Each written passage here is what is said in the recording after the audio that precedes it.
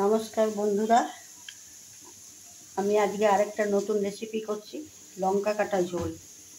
লঙ্কা কাটা ঝোলটা কীরকম হয় আমি দেখাচ্ছি। এরকম সর্ষের তেল দিয়েছি, এর মধ্যে কালো জিরা ফোড়ন দিচ্ছি, এর মধ্যে আমি এতগুলো কাঁচা লঙ্কা দিয়ে দিলাম।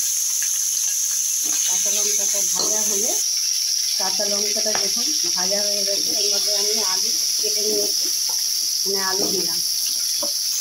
আমি আলু দিয়েছি, এটাকে বেগুনগুলোকেও বড় বড় কেটে নিয়েছি।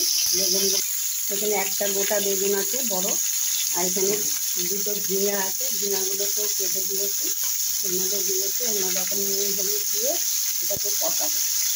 দেখুন এগুলো কষানো হচ্ছে, আর একটু কষানো হবে। দেখুন বন্ধুরা, আমার এই সবজিটা কষানো হয়ে গেছে। আমি একটু গরম জল করে নিয়েছি, এই গরম জলটা এখন দিয়ে দিলাম মাছের ঝোলে।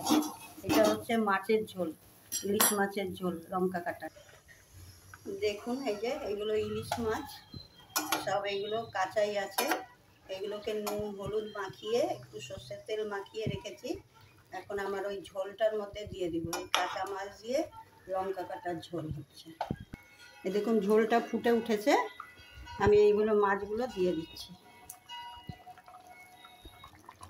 দেখুন এই আমার মাছের ঝোলটা, লঙ্কা কাটা ঝোলটা হয়ে গেছে। এখন এই ঝোলটা একটু পাতলাই থাকবে, এরকমই পাতলা পাতলাই থাকবে। পাতলা পাতলাই খেতে ভালো লাগে এই লঙ্কা কাটা ঝোল। দেখুন এই লঙ্কা কাটা ঝোলটা আমার হয়ে গেছে। এমন করে বানিয়ে খাবেন, দেখবেন খুব টেস্ট হয়।